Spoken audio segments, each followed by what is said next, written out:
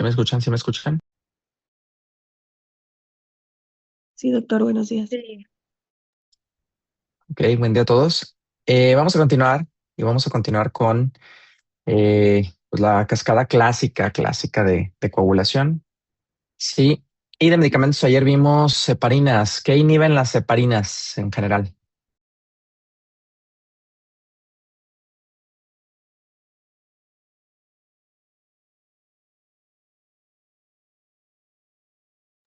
La coagulación.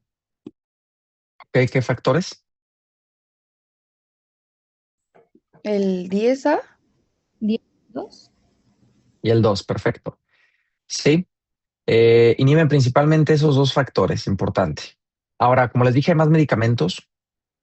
De los medicamentos importantes tenemos los antagonistas de la vitamina K, por ejemplo, warfarina y acenocumarina. ¿Sí? ¿Qué hacen estos? Pues inhibir los factores K dependientes.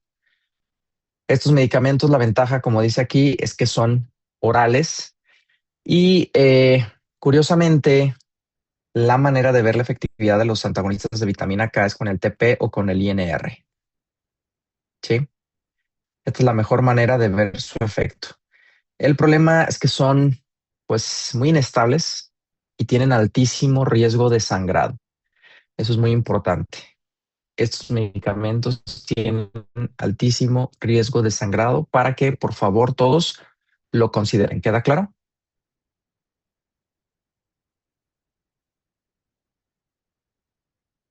Ok, ventaja que tienen es que son extremadamente baratos. Son medicamentos muy económicos, sí, pero pues, el riesgo de sangrado sí es importante. Ahora, ¿qué más tenemos? Tenemos a los inhibidores del factor 10 activado, que estos son muy fáciles de ver, como dijimos ayer, porque todos tienen pues la frase XA dentro de su nombre. Por ejemplo, Rivaroxaban, Apixaban, por ejemplo. Hay muchísimos más. Estos medicamentos son más seguros que acenocumarina y warfarina, muchísimo más. Desventaja, pues es el costo. Sí, para que se den una idea, la acenocumarina yo creo que está en unos 100 pesos. A ver, 90 pesos, miren, 90 pesos. Aquí está en 700, aquí está más caro, ¿eh? 79 pesos, miren, 79. Y el Rivaroxaban está, no, este no, 2 pesos no. En la Simi están 700 pesos, imagínense. En las farmacias Guadalajara 2500, 700, 2000. Pues es una diferencia importante, ¿no? Unas 30 veces más caro. Bien, esto 24 pesos no creo, ¿eh? Ni en el Simi. Sí, 24 pesos. Sí, está barato. Ah, no, esto es en Chile. Es el Simi de Chile, con razón. Bien, es caro. O sea, Rivaroxaban, por ejemplo, es caro. Aquí en oferta 2500. Sí, pero muchísimo más seguro y menos riesgo de sangrado, indudablemente. Bien, todos. Los últimos, pues son los inhibidores eh, del factor 2 activado, inhibidores de trombina directamente, por ejemplo, el dabigatran o la irudina. También medicamentos muchísimo más seguros que warfarina y acenocumarina, también orales, sí, también para casa. Todos estos son orales. Heparinas, pues ya lo había dicho ayer, estas sí, no hay de otra, son parenterales. ¿Queda claro este punto todos? Todos estos serían anticoagulantes, todos estos serían anticoagulantes. Bien, Sí, todo bien, Ramiro. Gracias. ok. Eh, Punto importante entonces, pues ayer hablamos un poco de la placa y cuando tienes una placa, bien, que se mantiene estable durante meses o años, ahí consideraríamos una cardiopatía isquémica crónica todos. ¿sí? Si la placa, escúchenme bien, se rompe, ahí tendríamos una cardiopatía isquémica aguda. Bien, es la gran diferencia. La cardiopatía isquémica crónica, la enfermedad que te da se llama angina estable. ¿Sí? Las cardiopatías isquémicas agudas, piensa principalmente dos.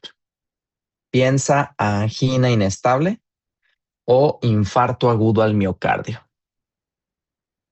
¿Cómo lo vamos a ver progresivamente? Los infartos agudos al miocardio se pueden dividir en los infartos con elevación del ST y sin elevación del ST. ¿Se acuerdan cuál era el ST todos?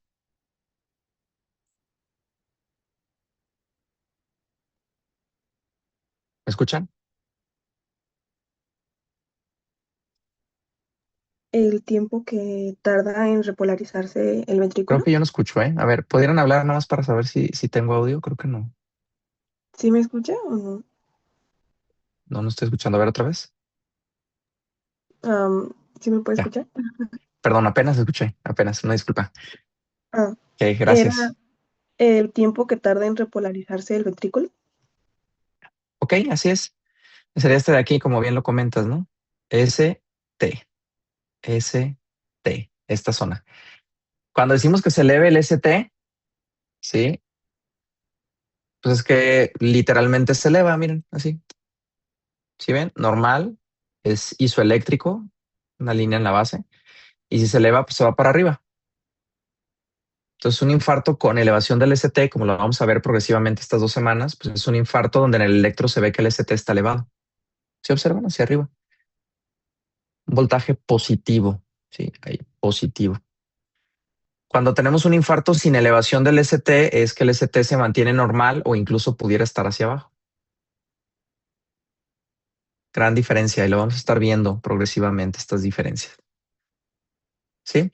Pero por lo pronto, cardiopatía isquémica crónica piensa angina estable, cardiopatía isquémica aguda piensa angina inestable o infarto agudo al miocardio. Vamos a ver las diferencias y cómo diagnosticar estos dos escenarios. Ok, también recuerda de qué otra manera se le conoce a la cardiopatía isquémica, qué otros nombres tiene esta enfermedad, y sí lo dije ayer. Coronariopatía o enfermedad arterial coronaria. Perfecto. Ayúdenme todos en el chat, por favor, entonces, con esta pregunta.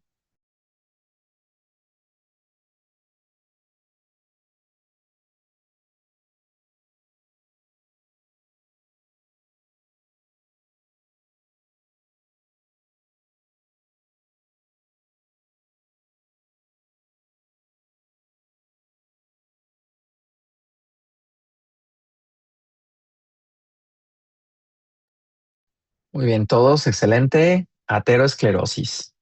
Muy bien. Vamos a un pequeño repasito de lo que vimos ayer, sí, y una partecita de hoy. Denme un segundo para poner el Kahoot.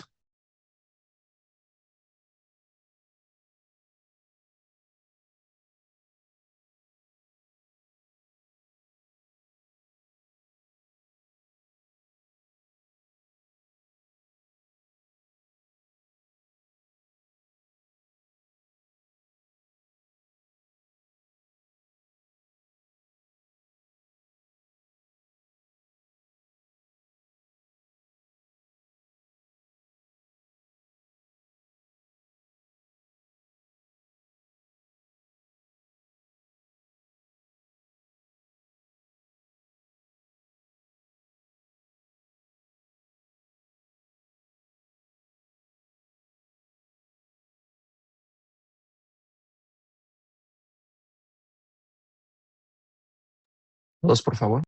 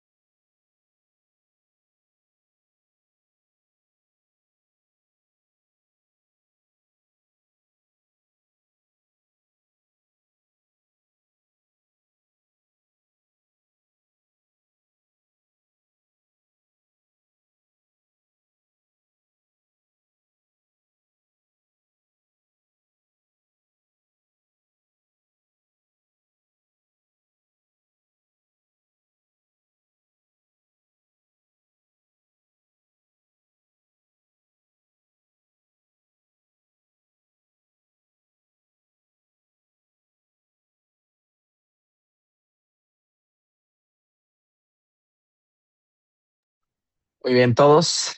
Empezamos. Muy bien, muy bien. Repasito.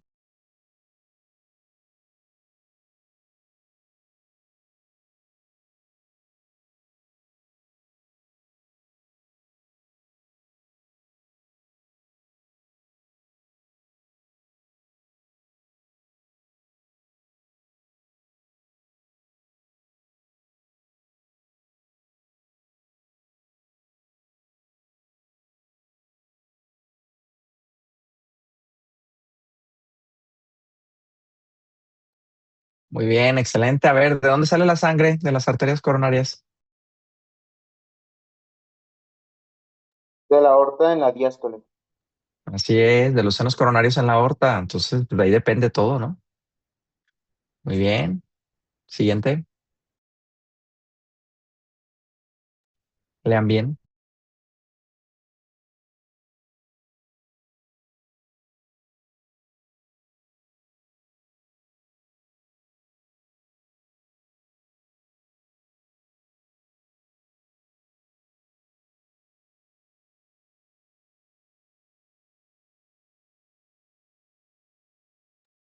Muy bien, excelente. Endotelinas, los demás son vasodilatadores. Están preguntando vasoconstrictores. ¿Ok?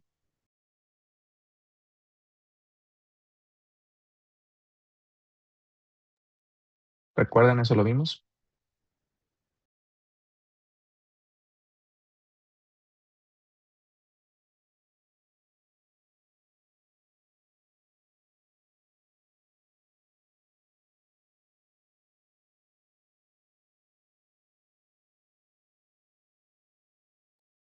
Muy bien, excelente. La precarga, volumen de sangre que llega al final de la diástole. Muy bien.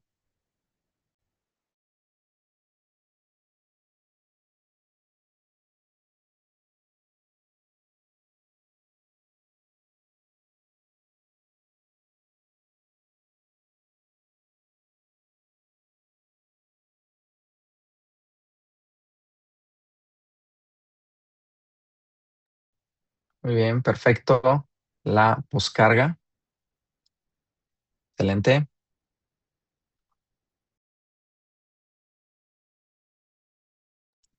Fácil.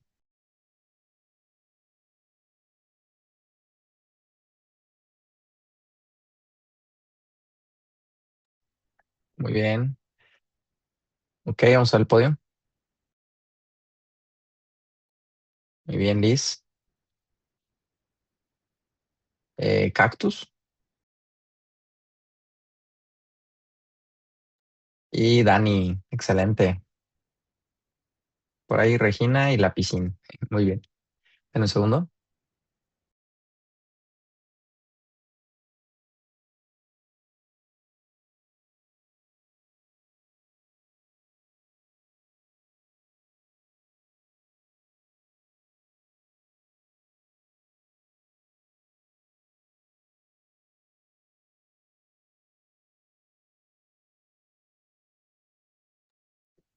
Muy bien, excelente todos. A ver, siguiente pregunta. Ayúdenme en el chat. A ver si conocen la respuesta.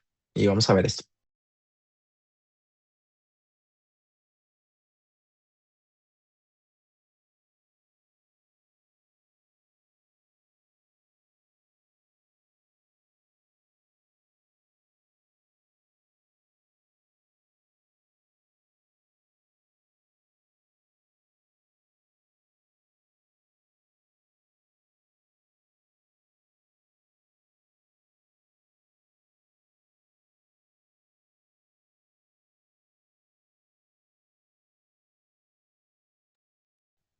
Muy bien, efectivamente, la coronaria izquierda, específicamente la rama descendente anterior, es la que más se obstruye.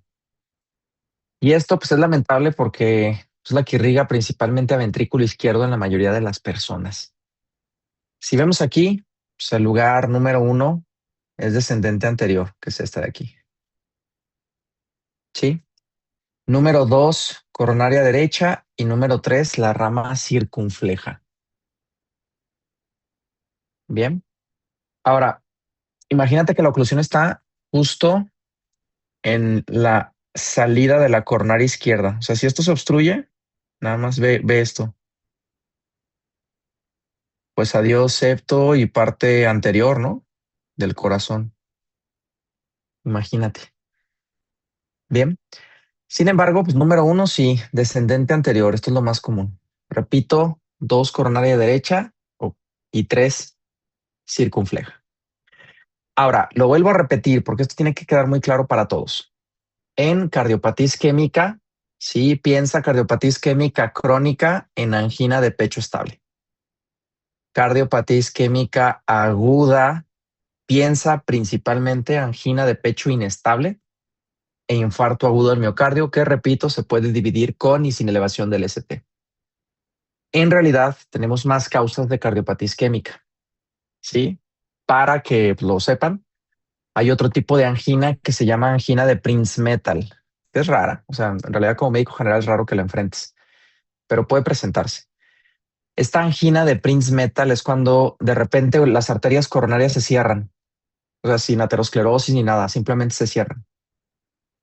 Puede ser por estrés, puede ser por drogas simpático miméticas, puede ser por varias cosas. Pero pues existe, ¿sí? En algún punto de tu carrera, ya cuando seas residente y todo, pues te vas a enfrentar a ese tipo de casos. Sin embargo, lo común y lo importante como médico general son estas 3. Bien, y profundizo este cuadro. En angina estable, observa lo que tenemos es una placa ateromatosa, fija, estable, que no se rompe. Lo que pasa aquí es que el lumen está disminuido, ¿sí? Y de manera normal, la persona técnicamente podría hacer su vida normal sin problemas. Pero ¿qué pasa si a esta persona que ya tiene sus coronarias con el lumen disminuido, lo pones a estrés físico que genera un aumento de inotropismo y cronotropismo? ¿Qué crees que pasa? Pues la irrigación va a ser menor, entonces su cuerpo va a ser, bueno, su corazón no cumpliría su gasto cardíaco o su necesidad metabólica, más que nada, yo creo. Ok, el corazón requeriría más oxígeno y no se lo estás dando. ¿Cuáles son los datos clínicos que pudiera presentar este paciente? Por ejemplo, si empieza a correr un maratón. Dolor en el pecho. Hiperventilación también, va a estar muy Sí, hiperventilado. sí, pues datos simpáticos, estimulación simpática. Puede ser lo que mencionan de sudoración. Sí, dolor en el pecho, por supuesto. Cuando el corazón no recibe oxígeno, se va a manifestar como dolor en el pecho, entre comillas. Vamos adelantamos a ver por qué. Bien. ¿Qué pasa en la aguda? En la aguda el problema es que se rompe la placa. ¿Sí? En la angina inestable se rompe y se forma un tapón plaquetario.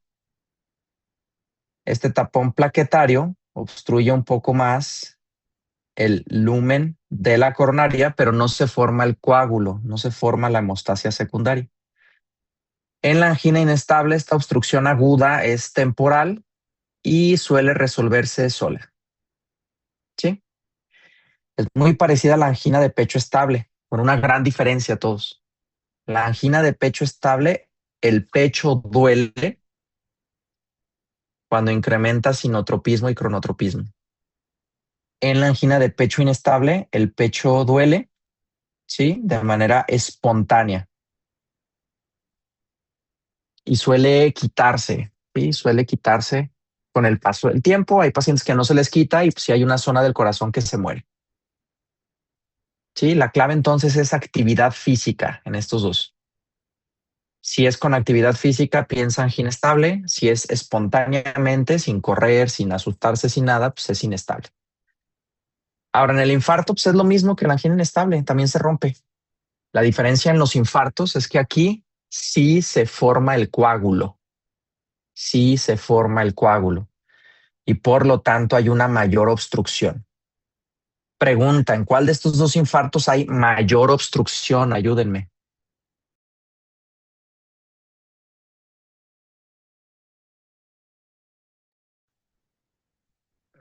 A ver, voy a hacer un zoom porque no están viendo. A ver, ¿en cuál hay mayor obstrucción?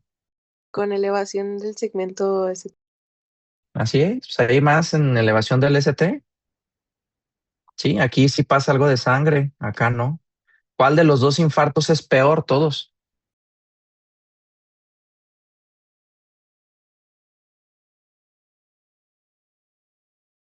Con ¿En elevación. cuál se mueren más? Pues con elevación, ¿no? A ver, ¿qué es peor? ¿Que te llegue 0% de sangre al corazón o que te llegue un 20% en esa zona? 20%. Pues no, cero, cero. Es peor que no te llegue sangre, ¿no? ¿Qué es peor? Sí, sí, sí, perdón. Sí. Entonces aquí si la obstrucción es prácticamente completa, pues aquí el paciente va a estar peor. Ahora, ¿por qué se altera el ST? ¿Por qué alteraciones en la repolarización? Pues muy interesante, ¿sí? Los infartos, cuando la obstrucción es parcial, ¿sí? Por ejemplo, sin elevación del ST, cuando es parcial, las zonas que se lesionan del corazón son las más distales a las coronarias. Las coronarias, recuérdenme, ¿dónde están? ¿En epicardio o en endocardio? Epicardio. Ayer lo dijimos. Cardio, ¿no? Epicardio. Ya después se ramifican. Después se ramifican y van hacia adentro. Si hay una obstrucción parcial de la arteria coronaria, ¿cuál es la zona que primero sufre? Ayer lo dijimos. Endocardio, miocardio o epicardio. Endocardio. Endocardio. Endocardio. Endocardio. Así es. Entonces, cuando tienes un infarto sin elevación del ST, el daño se presenta principalmente en endocardio. Por el contrario, si la coronaria está totalmente obstruida, pues aquí no hay más. Toda esta zona que se irriga por esta coronaria, pues no va a recibir sangre y toda se va a dañar. Sí, toda. Si observas aquí, hay daño en endocardio, miocardio y epicardio. Los infartos con elevación del ST, sí, en estos hay alteraciones en la repolarización. ¿Por qué? Porque esta zona no sirve, esta zona no va a transmitir el vector eléctrico de la conducción cardíaca. Está muerta esa zona o se va a morir, se va a morir. ¿Sí? Estos te elevan el ST. Estos infartos, cuando te afectan toda la pared del corazón, se reciben el nombre también de infartos transparietales o transmurales. Y son pues, los peores, ¿no? Donde hay una obstrucción completa. Estos te elevan ST. Son los peores. Acá el ST no se eleva porque pues aquí sí hay transmisión en esta zona del miocardio y epicardio. Aquí no, aquí está truncada, totalmente truncada. Bien. Y vuelvo a repetir, ¿cuál sería un peor infarto? ¿Un transparietal que eleva ST o un no transparietal que no eleva el ST? ¿Cuál es peor? Transparietal, ¿no? Abarca Que le va a más, CT. Así daña más el es, corazón. así es, velo, aquí está, y la obstrucción es completa. Sí.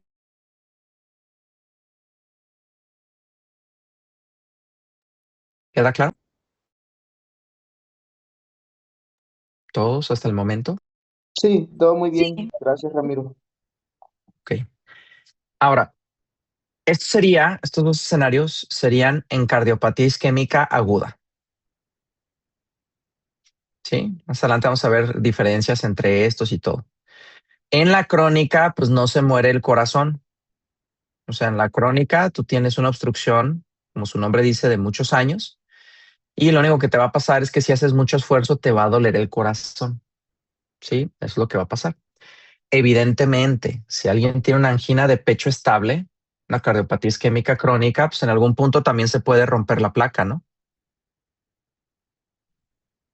Y si se rompe la placa en estos pacientes, se puede complicar una angina estable con una cardiopatía isquémica aguda. O sea, a estos pacientes les puede dar un infarto, indudablemente.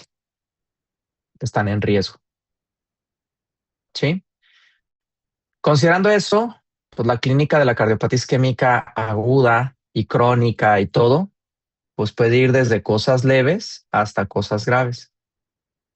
Leve es una persona que ya tiene una aterosclerosis, una disminución del lumen, pero no tiene signos ni síntomas. De ahí se puede ir en severidad a una angina de pecho estable, a una cardiopatía isquémica aguda, también llamados síndromes coronarios agudos. Y pues lo más grave que puede pasar es una muerte súbita cardíaca. Sí, eso es lo más grave. Una muerte súbita cardíaca es un paciente que se infarta, sí, y se muere. No hay más. Curiosamente, en las últimas décadas la mortalidad por cardiopatía isquémica aguda o síndromes coronarios agudos ha disminuido. Con los tratamientos, con el acceso a la salud, con los hospitales, con todo, la mortalidad por cardiopatía isquémica aguda va a la baja. Ahora los pacientes se mueren de insuficiencia cardíaca crónica. O sea, de los que sobreviven, pues obviamente el corazón termina con daño y con el paso de los años pueden morir. Pero de infartos, afortunadamente, cada vez es menos. Sí, todos.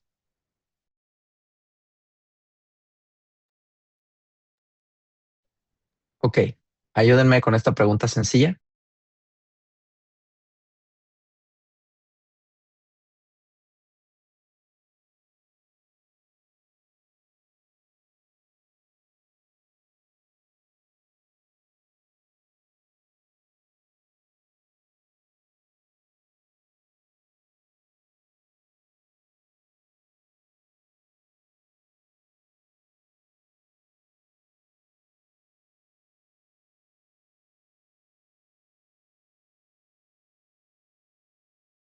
Muy bien, excelente, excelente todos. Pues dolor torácico, ¿no?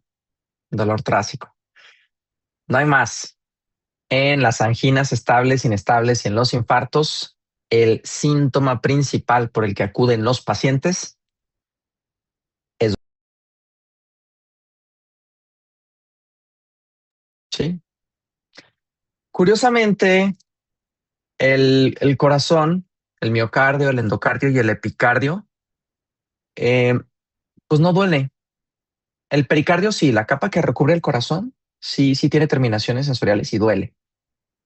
Pero, por ejemplo, si de repente, no sé, te clavan un cuchillo en el corazón, pues el corazón no te duele, te va a doler la piel, el tejido celular subcutáneo, el pericardio, pero el corazón no.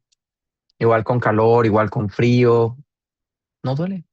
Entonces, ¿por qué los pacientes tienen dolor de pecho? Ok, muy fácil. Si las coronarias se obstruyen, el corazón recibe menos oxígeno. Si hay menos oxígeno, las coronarias van a liberar sustancias para que se dilate, ¿no? ¿Qué transmisores u hormonas dilatan las arterias coronarias? Ayer los vimos. La adenosina. El óxido nítrico. Ok, adenosina, óxido nítrico, ¿qué ¿El más? ácido láctico también Prostaglandina. podría ser en esta cuestión? Por el alto Prostaglandinas. metabolismo. El ácido láctico se eleva. ¿Pero por qué se eleva? A ver, si el corazón no recibe oxígeno, ¿por qué se eleva el lactato? porque Porque es comienzan metabolito metabolismos, pero ya en ausencia de metabolismos en oxígeno. ausencia de oxígeno. Gracias, muy bien. Si no hay oxígeno, se va por vías anaerobias y eso te eleva el lactato. Pero como tal no te vasodilata, aunque sí es un marcador de que no estás recibiendo oxígeno. Prostaglandinas, óxido nítrico, bradicinina, histamina, muchas cosas, ¿no? Se empiezan a liberar radicales libres de oxígeno, ¿sí? Especies reactivas de oxígeno, todas esas cosas. Dentro de estas sustancias hay una que es la adenosina, ¿sí? ¿Qué dijimos ayer que sentían las personas que les inyectabas adenosina? Sensación de muerte, dolor, sudoración. Así es, así es. La adenosina, ¿sí? Lo que hace es ser captada por las terminaciones aferentes del sistema nervioso simpático y son interpretadas como que el paciente está en peligro de muerte. Entonces el sistema nervioso simpático lo que hace es aumentar la liberación de adrenalina, noradrenalina y esto pues es lo que te da la sudoración.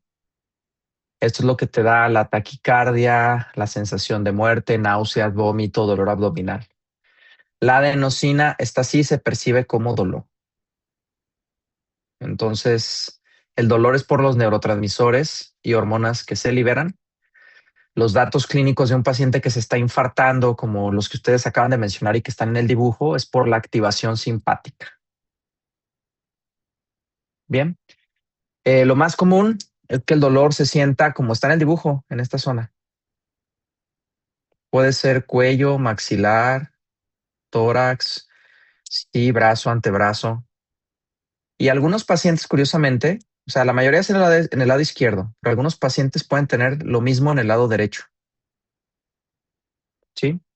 Y esto es por las neuronas comunicantes que tenemos en el sistema nervioso simpático. Sí, entonces no te confíes. Si tienes un familiar con angina de pecho estable y le duele el lado derecho, pues puede ser un infarto, aunque sea el lado derecho. Bien, Doctor, ¿y es sí. igual en el caso de las mujeres? Sí, es exactamente lo mismo. O sea, el sistema nervioso simpático es igual en mujeres y hombres. Donde puede cambiar es en diabetes. ¿Por qué? Ahí sí puede cambiar. Hombres o mujeres con diabetes cambia. Porque en diabetes puede ser que te infartes y no te des cuenta.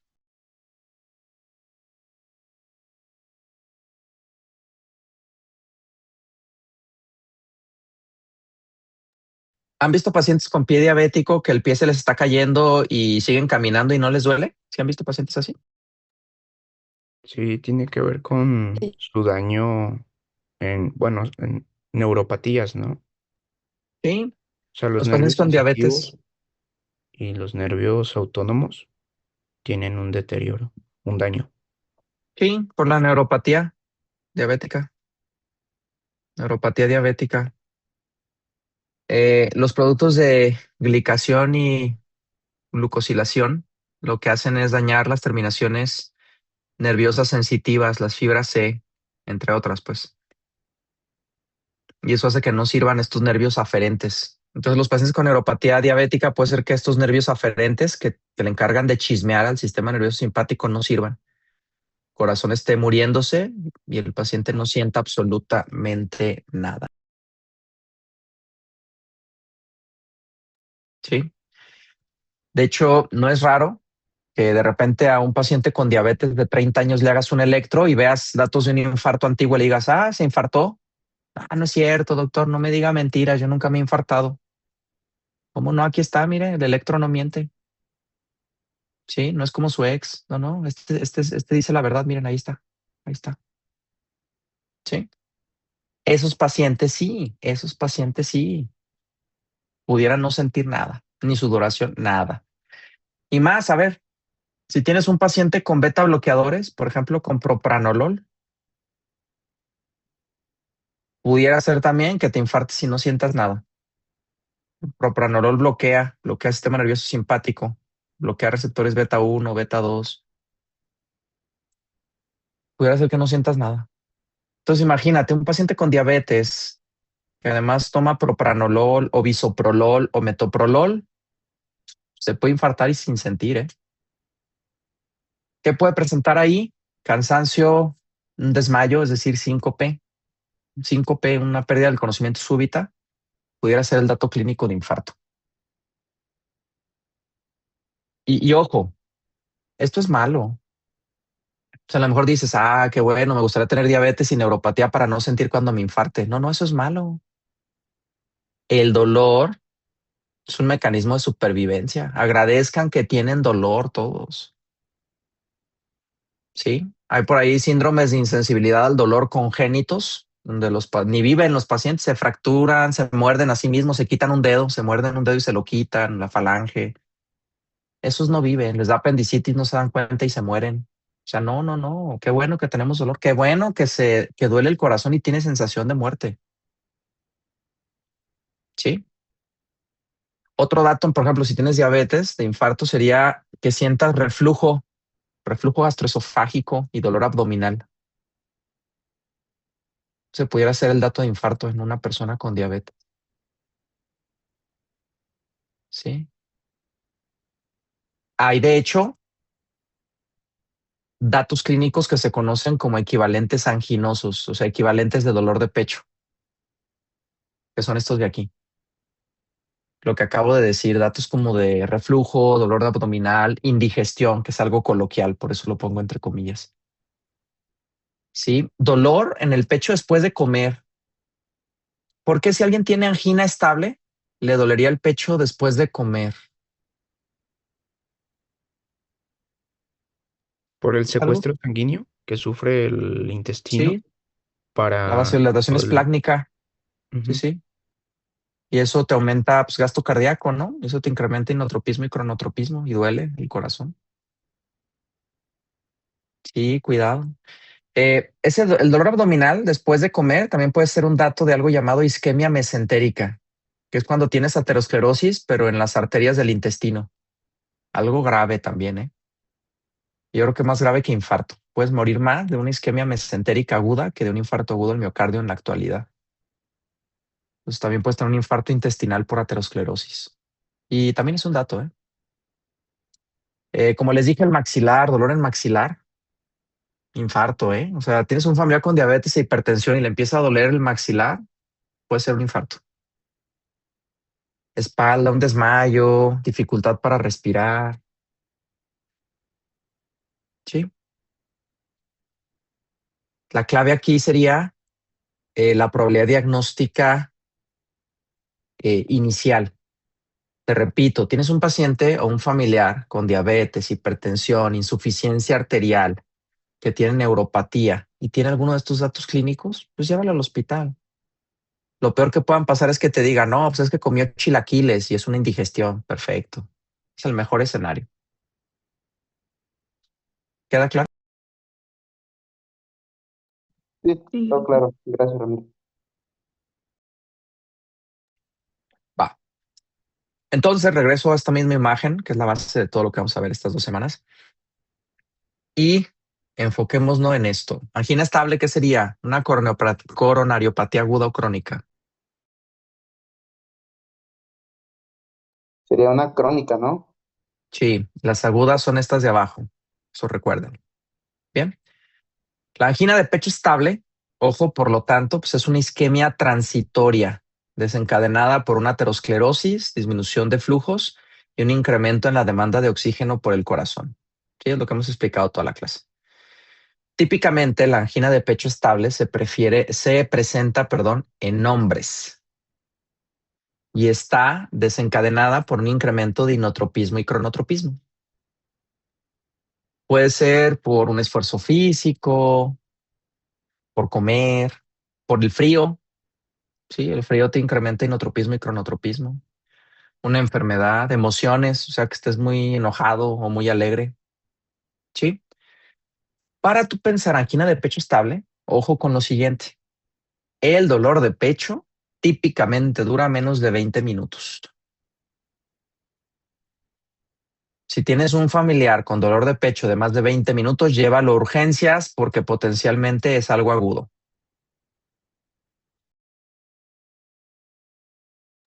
Número 2. El dolor de pecho en una angina estable disminuye y desaparece con el reposo. O sea, si te empezó a doler el pecho por correr un maratón, te duele el pecho, te sientas y se te quita, pues eso es parte de la angina estable.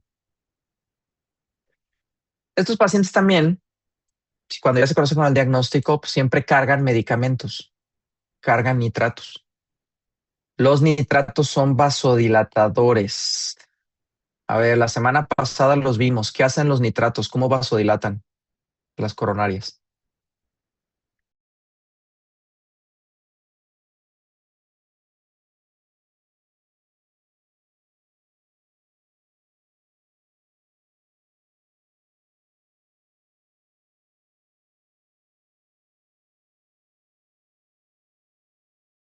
Son beta bloqueadores, ¿no? ¿No? No, pues utilizan el óxido nítrico. Incrementan Utilizan óxido óxido nítrico. nítrico. Y ese pues se difunde al citoplasma y activa ciertas enzimas que convierten GTP en GMP cíclico. Sí, la No. guanilato ciclasa. Sí, sí, sí. Ajá. Y aumenta proteína sinasa G, que eso pues nos ayuda a disminuir el calcio, ¿no? Intracelular. Sí, si Por incrementas el inyección de... calcio, hay contracción. Si Ajá. disminuyes el calcio, hay relajación. Sí. Vimos nitratos, nitroglicerina, isosorbida, nitroprusiato, los vimos la semana pasada. Estos pacientes, cuando ya saben que tienen angina de pecho estable, toman nitratos y se les quita el dolor. ¿Por qué un nitrato que vasodilata las coronarias le quitaría el dolor a un paciente con angina de pecho estable? Porque disminuyes la demanda de oxígeno al miocardio. ¿Mm? Y Sí, lo obviamente abre, ¿no? su vasodilatación coronaria. Así es. Si aquí hay una obstrucción, pues abres la coronaria y entra más sangre.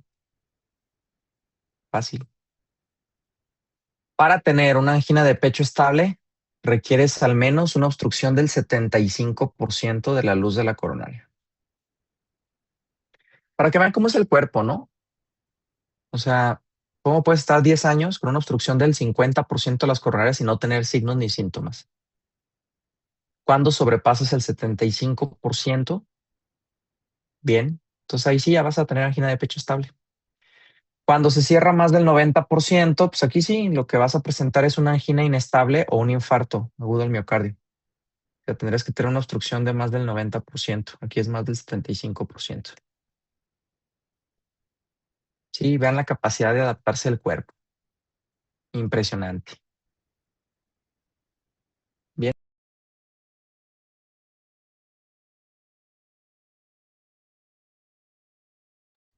vamos bien todo. Sí, Sí, al todo bien. momento todo bien. Muchas gracias, Ramiro. Va, ¿tienen familiares alguien con angina de pecho estable?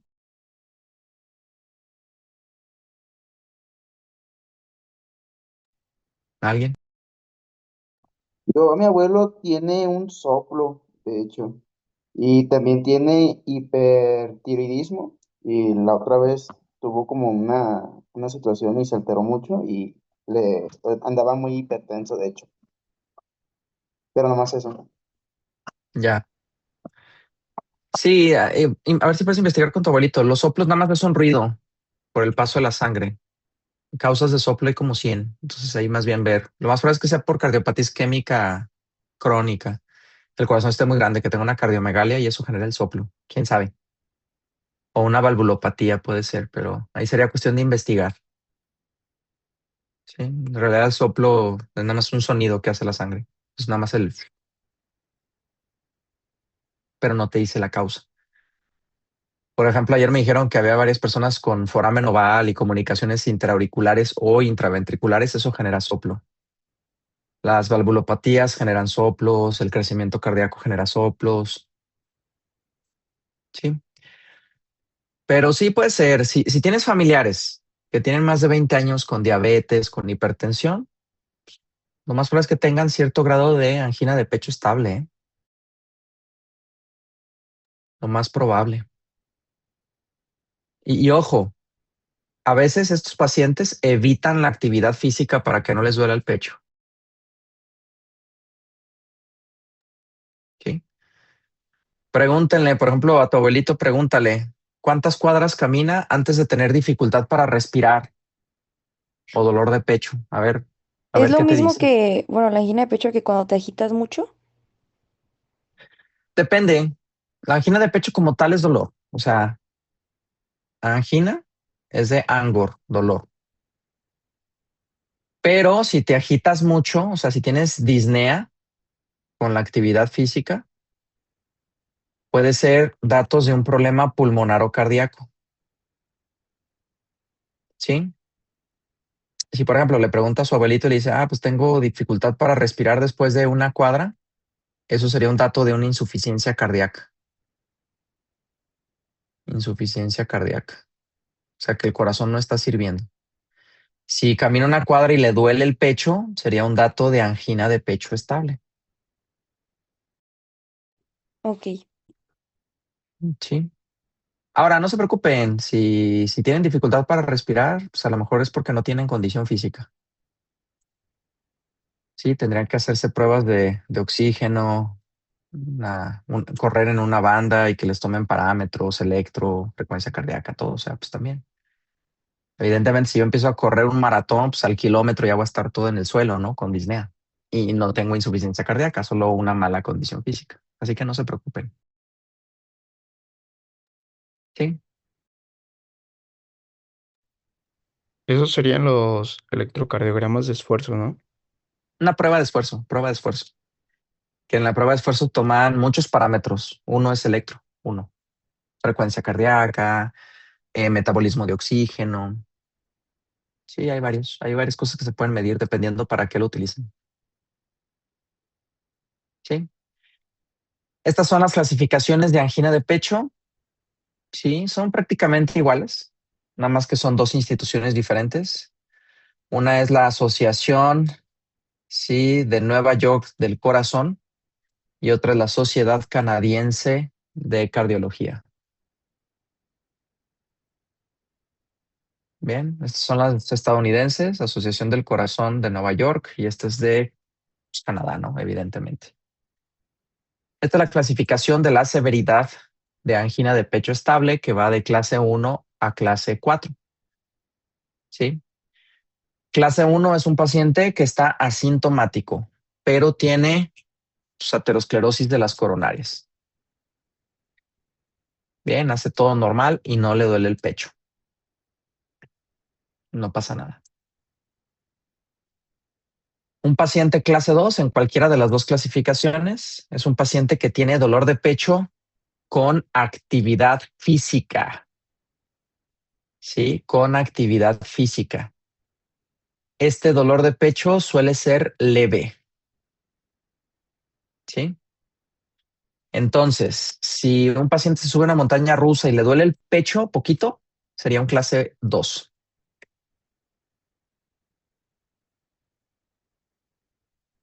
Bien. Clase 3 o moderado es cuando un paciente hace actividad física y el dolor de pecho hace que deje de hacer esa actividad física. Por ejemplo, está barriendo, le duele el pecho y deja de barrer. O sea, limita su actividad física cotidiana. Otra manera de verlo es paciente que camina 1 o 2 cuadras y le duele el pecho, o sube un piso de escaleras y le duele el pecho. O sea, por ejemplo, en Cutlajo, si subes a tu salón, subes las escaleras y te duele el pecho, eso sería una angina de pecho clase 3.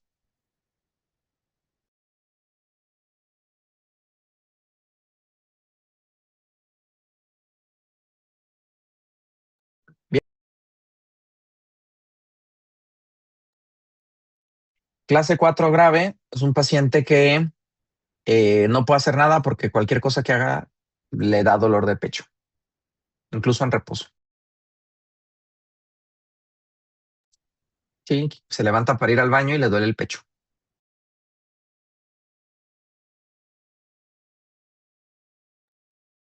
Y dolor de pecho en reposo es lo más grave, es una clase 4.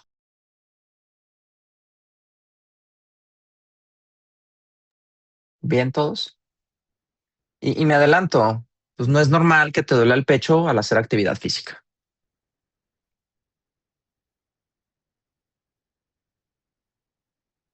Sí, al menos actividad física normal o habitual. Sí, evidentemente si no sé, si vas a subir un cerro y estás subiéndolo corriendo, pues sí te pudiera dar dificultad para respirar en algún punto, ¿no? Ujú. A lo mejor te puede dar algo de dolor de pecho, yo me estudiaría de cualquier manera, pero pues se entiende. Pero a ver, si estás trapeando en tu casa y te duele el pecho, pues no, eso no es normal. Vas a tu salón de trabajo y te duele el pecho, eso no es normal. Bien,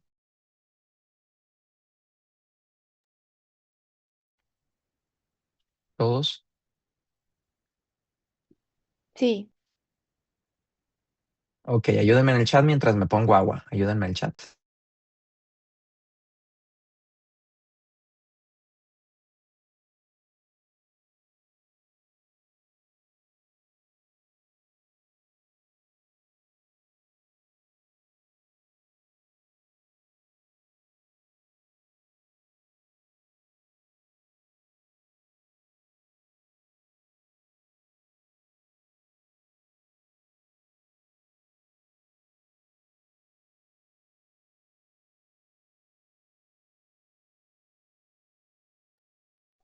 Muy bien, efectivamente, pues un clase 4, ¿no? Y prácticamente las dos clasificaciones pues, son iguales, prácticamente. ¿Queda claro?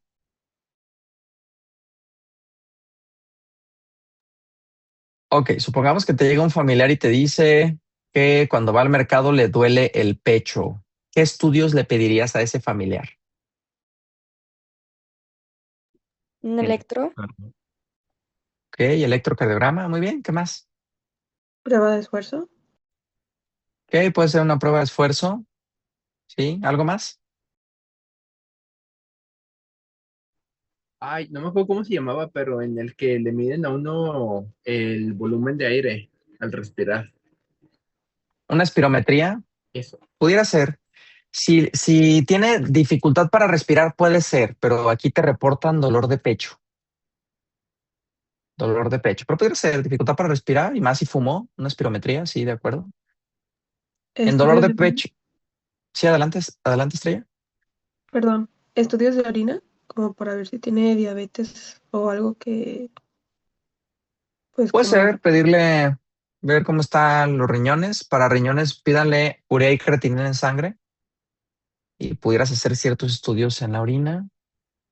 Ok, de acuerdo. Niveles de LDL también.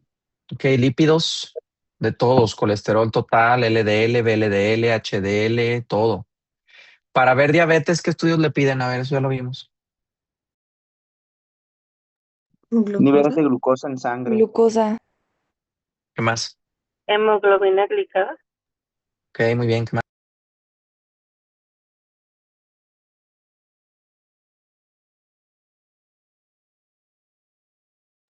Puede ser también los niveles de iones, ¿no? Como sodio, No, pero para sí, diabetes, falta una prueba para diabetes. La resistencia a la glucosa, algo así, que le inyectabas glucosa y ya después veías cuánto subía.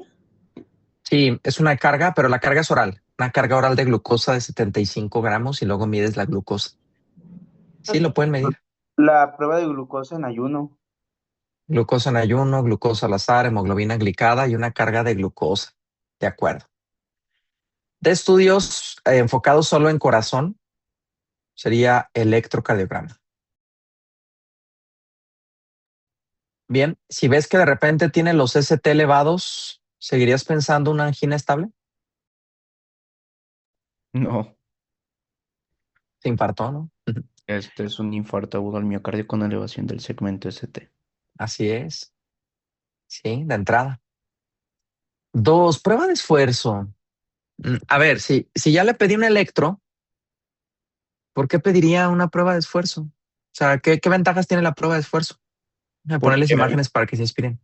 porque hay alteraciones en el electro que se ven cuando las personas hacen esfuerzo. Por ejemplo, ¿Ok? hay personas Sí. que suelen hacer alteraciones en el electro cuando hacen burpees o cuando elevan los brazos. Sí. Em, Eso de elevar los brazos, solo piénsalo en algo llamado síndrome del opérculo torácico, nada más. Síndrome del opérculo torácico, ahí sí, tendrías que hacer incluso una fluoroscopía. Y en los demás escenarios, sí. O sea, puede ser que el paciente con angina estable le tomas el electro y sale normal, ¿sí? Pero, a ver, en anginas estables, ¿cuándo les duele el pecho a los pacientes? Recuérdenme. Cuando hacen un Cuando hacen sobreesfuerzo ejercicio. cardíaco o tienen alto metabolismo en su sistema. Así es. Entonces, la prueba de esfuerzo precisamente es para eso, para inducir isquemia. Inducir isquemia. Entonces, pones al paciente, sí, pues hacer actividad física y ves en el electro si hay cambios con la actividad física. Por eso se requiere. Ahora, si mi abuelito está en silla de ruedas, ¿cómo le vas a hacer? ¿Lo vas a poner a correr así Te a mi pones un abuelito? holter. Sí, pero el problema es que si no hace actividad física, el holter va a estar normal. ¿Qué podemos hacer? A ver, ¿se les puede hacer pruebas de esfuerzo a alguien que no puede hacer actividad física?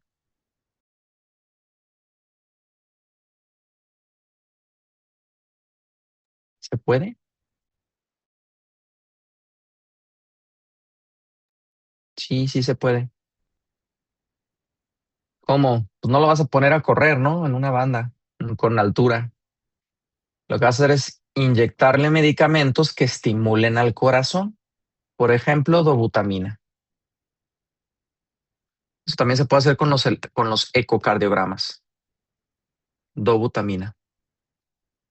La dobutamina es un agonista beta 1. Sí, a ver si en alguno sale mecanismo de acción beta 1. Sí, a ver, un receptor beta 1 que se vea por ahí. Pues este. ¿Qué pasa si estimulo los receptores beta 1 del corazón? Ayúdenme. Aumenta pues sí, la contracción cardíaca. Son ¿Eso cómo se más llama? excitables. Inotropismo, ¿Ok? ¿Y qué pasa con la frecuencia cardíaca? Aumenta. ¿Eso cómo Sube. se llama? Crono. Cronotropismo. Entonces, le inyectas a mi abuelito, ¿sí? Dobutamina y eso le genera incremento de inotropismo y cronotropismo. Es como si lo pusieras a correr. Y ahora sí puedes ver un electro en la prueba de esfuerzo, le haces un ecocardiograma y ves cómo responde el corazón, ¿sí? Con un aumento de estos dos parámetros, sin problemas. Ah, doctor, es que me fracturé las dos piernas, doctor, no puedo correr. Ok, dobutamina. Y todos felices. ¿Cuál sería el riesgo de inyectar dobutamina o poner al paciente en una banda? Sí, aquí en una prueba de esfuerzo, si tiene angina de pecho estable. Que se vuelve inestable y se te infarte. Sí, así es. Por esa razón, miren esta foto, está genial.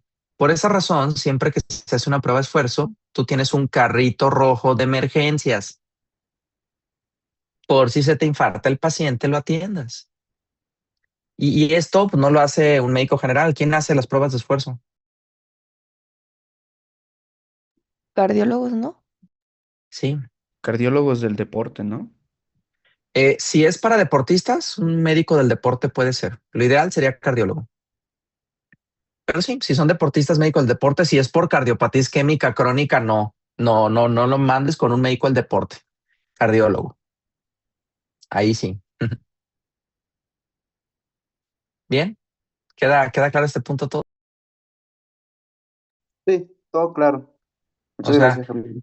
miren, aquí hay dos médicos, no por cualquier cosa, no es para cobrar más, es por si se muere el paciente. Sí, Jessica.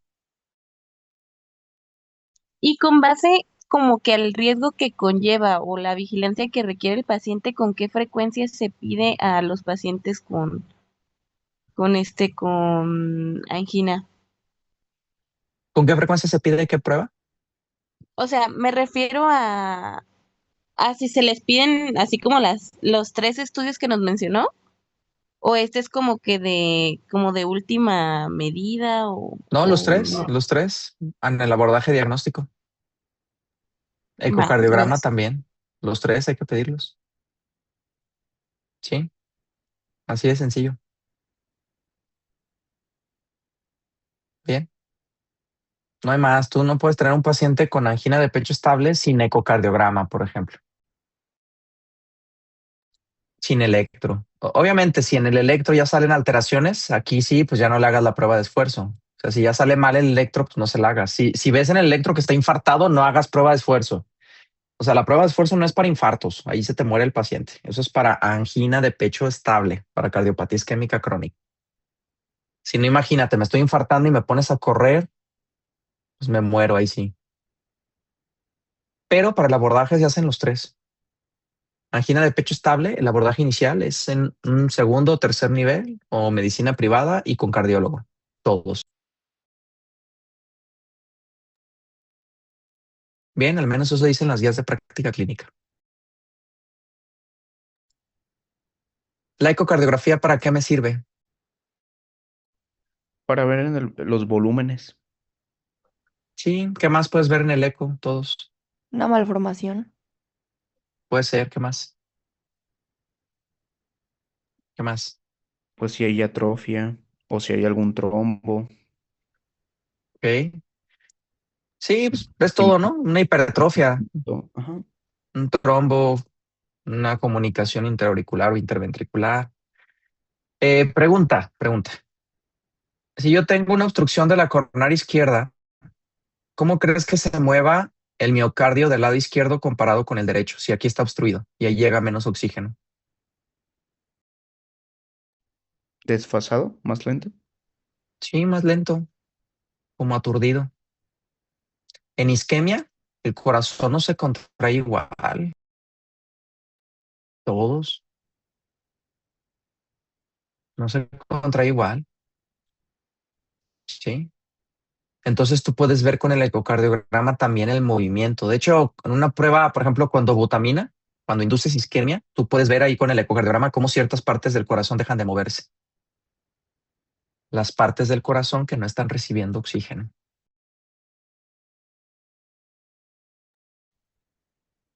¿Queda claro este punto todos? Indispensable. Indispensable. Bien.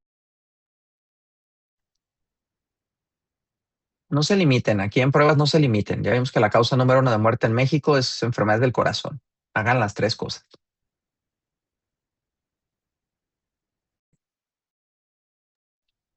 Ahora, en cuanto a tratamiento de cardiopatía isquémica crónica, es decir, angina de pecho estable, pues hay varias vertientes. Una sería bajar el dolor cuando al paciente le duele el pecho. Otra sería disminuir el riesgo de infarto y de muerte. ¿Sí? Y para esto, pues como siempre, iniciamos con cambios de estilo de vida. ¿Cuáles son los cambios de estilo de vida que te disminuyen el riesgo de infarto y de muerte en estos pacientes? Ejercicio cardiovascular. Ok, actividad física, sí, que aquí, ojo, si tienes angina de pecho estable, la recomendación es que primero te hagan una prueba de esfuerzo para ver tu capacidad y que la actividad física sea regulada por el cardiólogo. Aquí no llegues al gimnasio y le pidas a tu coach de confianza que te diga qué hacer. Imposible. Tiene que ser el cardiólogo después de una prueba de esfuerzo. No, no, es que tómate este preentreno y no, no, no, no. A ver, a ver, a ver. Aquí no. No, es que tienes que hacer 100 burpees. No. ¿Qué más? La dieta mediterránea. Sí, dieta mediterránea, puede ser. ¿Qué otra dieta es buena para el corazón? La DASH. Dash. DASH, muy bien. Si tiene obesidad, ¿qué se puede hacer?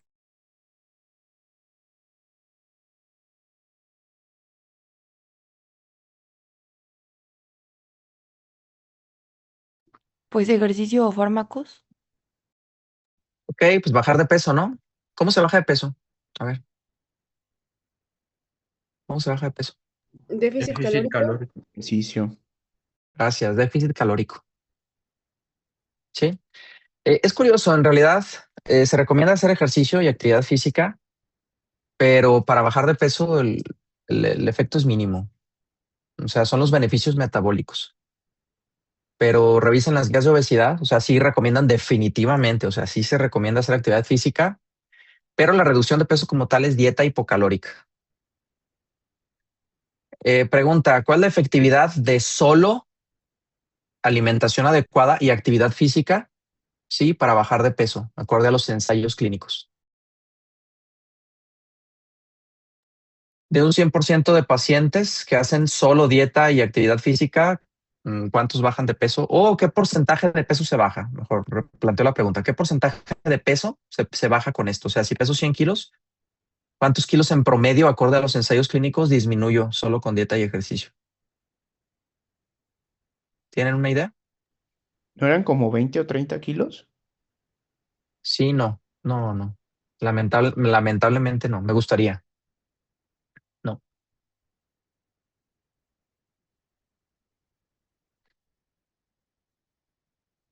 Sí, 3 al 8%. Promedio 5%, 5 kilos. En los ensayos clínicos, ¿eh?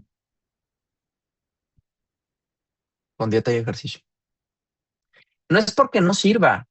Más bien el problema somos nosotros, los humanos. O sea, no somos capaces de hacer una reducción importante y sostenida. Claro que hay excepciones. A lo mejor, por ejemplo, muchos de ustedes a lo mejor bajaron, no sé, 30 kilos con dieta y ejercicio. Excelente, loable, admirable. Van más allá de lo que se muestra en los ensayos clínicos. ¿Sí?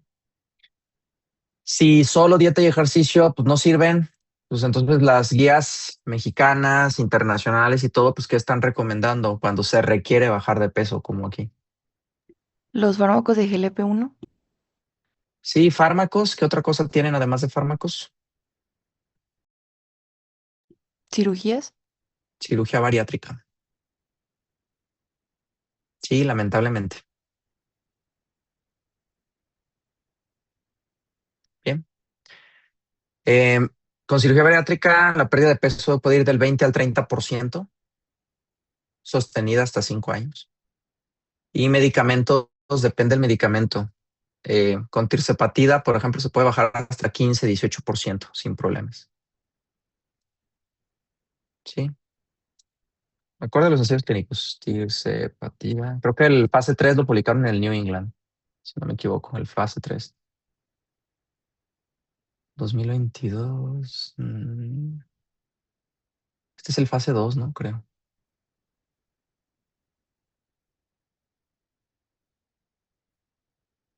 Ah, no, este es el fase 3, precisamente. A ver.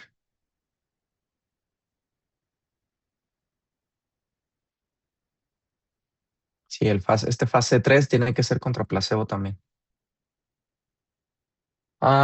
Miren, por ejemplo, aquí a estos pacientes, cuando solo hicieron dieta y ejercicio, la reducción de peso a las 72 semanas fue del 3.1%.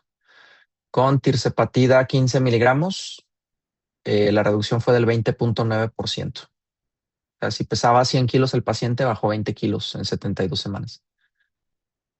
Sí, obviamente efectos adversos importantes, náuseas, vómito y diarrea, constipación, pues obvio, evidentemente.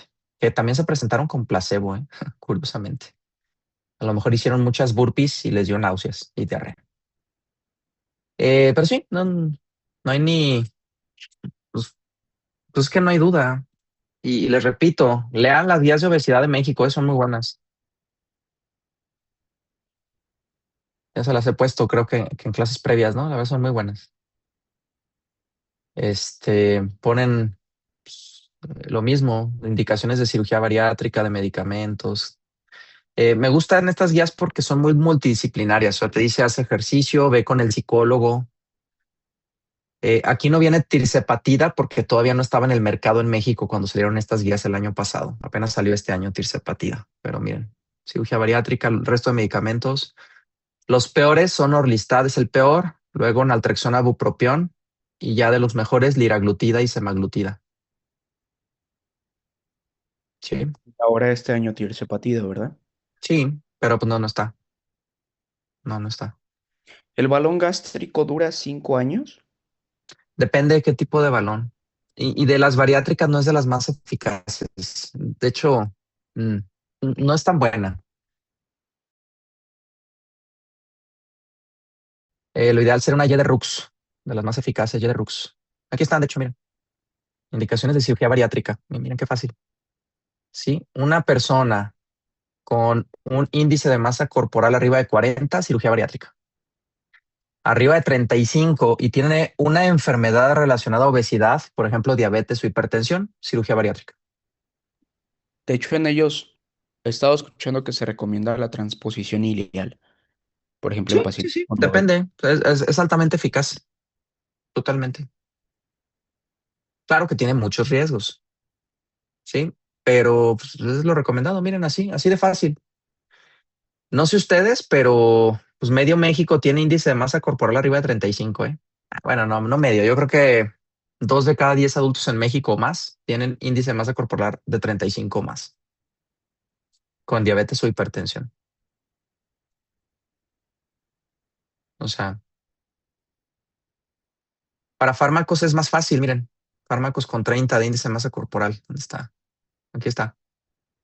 Miren, con que tengas un índice de masa corporal arriba de 30, ya eres candidato para medicamentos. O incluso 27 o más, pero tienes una enfermedad relacionada con exceso de adiposidad. O sea, si tú tienes hipertensión o diabetes o prediabetes y tienes un índice de masa corporal de 27, y eres candidato para medicamentos. O sea, potencialmente el 60% de los adultos mexicanos pudiera ser candidatos ya a medicamentos. Dieta y ejercicio, pues todos, ¿no? O sea, el 100% de los mexicanos somos candidatos a dieta y ejercicio. Pero hablando de medicamentos, aunque tengas 27 índice de masa corporal y una enfermedad relacionada con adiposidad. Sí. Estas son las mexicanas, que son más flexibles. Europeas y estadounidenses, pues, más rápido das medicamentos y más rápido cirugía.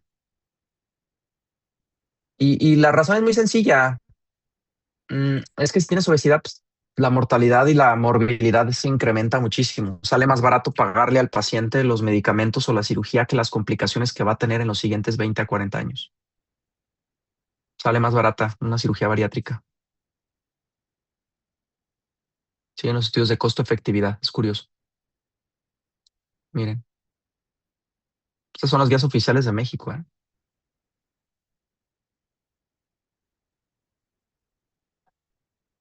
Bien, fácil. ¿Queda claro? Sí, Todos. Obviamente, si tengo angina de pecho estable, ¿creen que fumar sea bueno? No, no. ¿Tomar alcohol creen que sea bueno? no, tampoco. No. Sí. ¿Estresarse? ¿Creen que sea buena idea estresarse? No. Tampoco. Y ahí hay mucha controversia con el tema del alcohol porque hay personas que tienen cardiopatías y dicen que el vino es cardioprotector. No, ya en la actualidad no hay controversia. La dosis recomendada de alcohol es 0. Hace muchos años sí, hace como 20, 30 años decían que una copa al día. Ya no. Salieron las guías también de cirujanos en Estados Unidos el año pasado, finales, donde fácilmente dice que no. Por ejemplo, esta es la OMS, dice ninguna cantidad de alcohol es segura, 0. Y una guía de cirujanos también, surgeons. Esta es de las más recientes. Es que esa sí, ¿dónde está? Esta es la noticia, a ver si ponen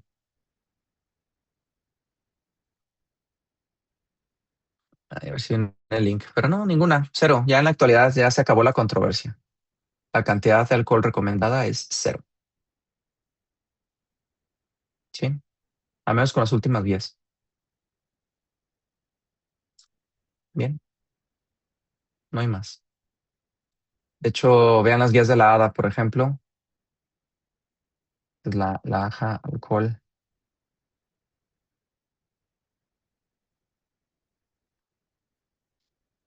Miren,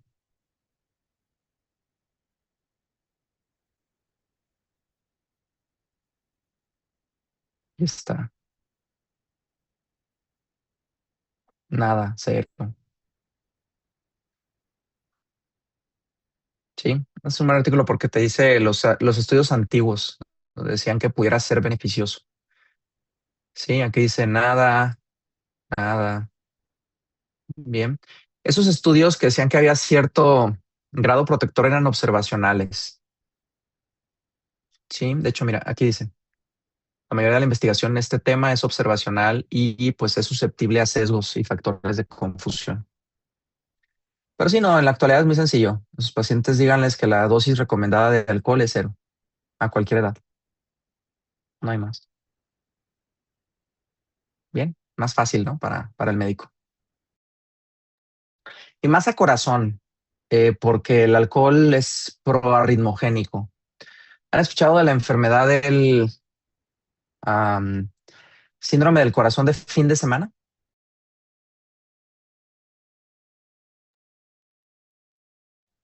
¿Han escuchado esa enfermedad todos? No, pero me imagino que es por el exceso de alcohol que ¿No? toman, que llegan a tomar en el fin de semana. Sí, es una fibrilación auricular inducida por alcohol.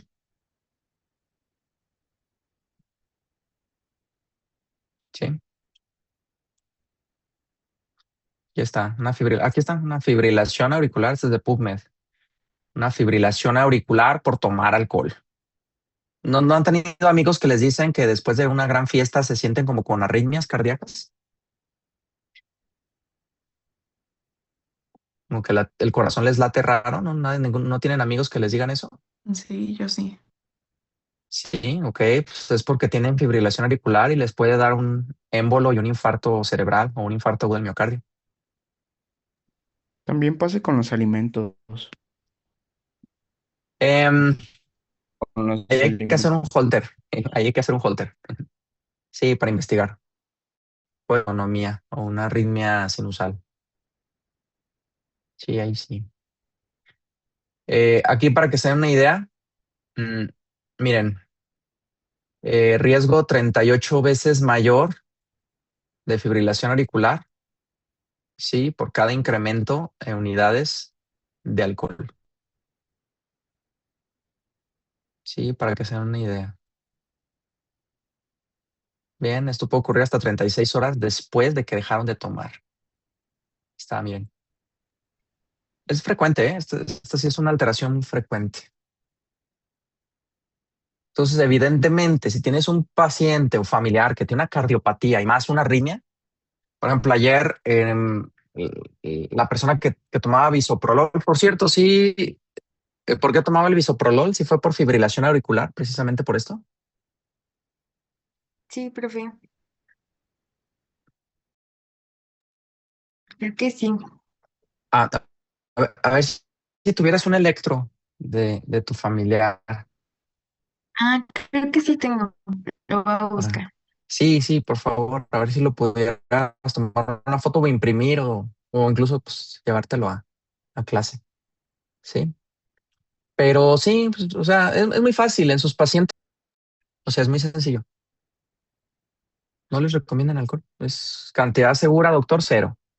Ay, pero ¿qué voy a brindar en año nuevo, doctor? Pues con jugo de manzana. Sí, no hay más. Doctor, un cigarrito. No, no, ninguno, cero. Mejor, ¿no? ¿Sí queda claro? Sí, Pregunta, todo ¿estos muy bien. pacientes será buena idea que se pongan Afrin? ¿Será buena idea darles salbutamol a estos No, pacientes? No, ¿verdad? O sea, nada que estimule el sistema nervioso simpático, no les des nada, a menos de que sea necesario. Em, en cuanto a abordajes médicos, pues les podemos dar medicamentos y a estos pacientes también se les puede hacer un cateterismo con una coronariografía y medidas de revascularización que vamos a explicar. ¿Sí?